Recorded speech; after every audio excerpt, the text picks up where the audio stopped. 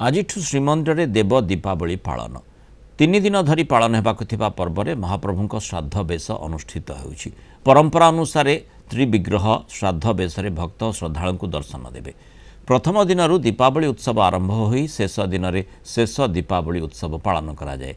मार्गशीर कृष्ण पक्ष चतुर्दशी रे संध्या धूप बढ़िबा परे सुधसुआर सिंहासन तले पानी पकाई सफा करिथांती। भंडार मेकअप चाउलरे गोटे गछ सिंहासन तले करिथांती। पालिया मेकअप बैठा मानकरे घिओ देई उक्त चाउल गछ मानकरे बत्ती लगाई थांती। 3 गोटी सुना आलती लगाइबा परे पूजा पंडा सेवक चाउल गछ गुड़िक संस्कार करी पानी छड़ाइबा परे पंडा पति महापात्र मुदिरस्थ प्रमुख सेवक त्रय सिंहासन उपर को उठी 3 कुआड़ बाड़े बंदापना करिथांती। चुनरा सेवक बड़ ओडिया मठ प्रदत्त तेल घिओ नहीं अँला बेढ़ा उपरे दीपमान जाळंती एवं चंद्र ओडिया जाली गजपति महाराज नाम उच्चारण पूर्वक मंगल कामना करिथांती। एही अवसर विभिन्न अनुष्ठान पक्षरु बड़दाण्डरू गुंडीचा मंदिर मध्य लक्षाधिक दीप प्रज्वलन करा जाए।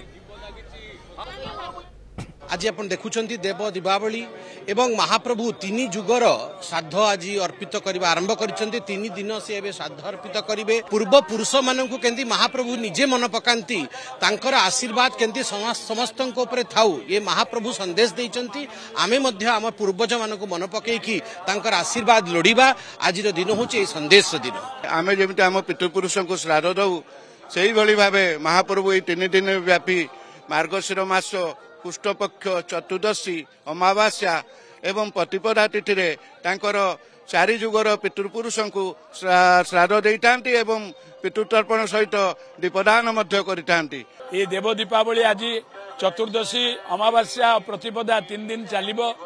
ए 3 दिन जाक महाप्रभु निजर बाप माँ समस्त जो द्वापर जुगरे तृतीया जुगरे श्राद्ध दबा पाई निजे भक्त समस्त को दर्शन देवाई श्राद्ध बेश विराजमान करेंगे एवं संध्या धूप सरिले दीप उत्सर्गित हम रत्नवेदी पाखे से दीपर संजोग हो महादीप उठिब।